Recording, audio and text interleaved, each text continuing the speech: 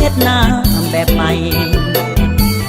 ลุดผ่อนแห่งงานทั้งงบประมาณและทันสมัยพื้นหน้าน้อยทั้งหน้าใหญ่อยู่แฟนแดนใดอย่าได้กังวลเด็กเมฆยอดแห่งหน้าปีหน้าแสงเฮ็ดได้สบายขั้นตอนเฮ็ดก็ง่ายได้มีความว่องไวบ่ได้สับสนเขาเลียนเป็นสายเป็นแล้วสุขใจซื่นในกระมวลสาวนามีความสุขล้นได้หับมาคนตั้งภาคภูมิใจเฮ็ดนายกใหม่วิธีนำใส่เฮ็ดได้ทุกคน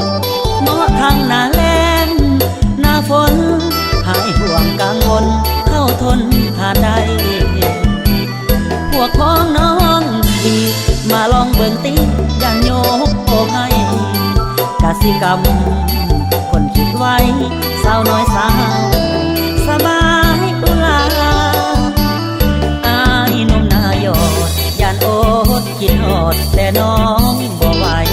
ถ้าขายเข้าได้เงินหลายอายว่าสิไปสู่ขอนวลน้องไอ้ขันอาสาบ่ให้โลกาดำนาเนื้อทองให้สุขสบายโหลดน้องขอเพียงแก้มบอกยิ้มให้ก็พอ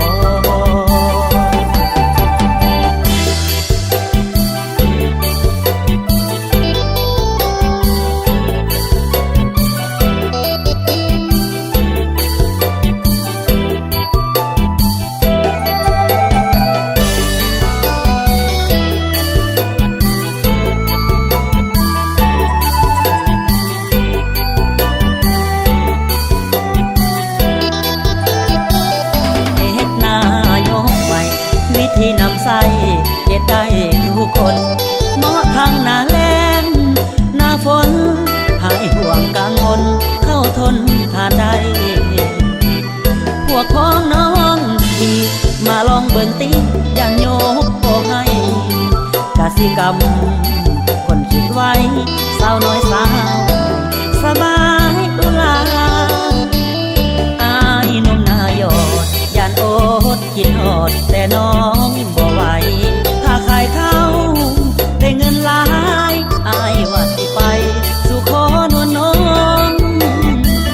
ไอ้ขันอาสาบ่ให้โลกาดำนาเนื้อทองให้สุขสบาย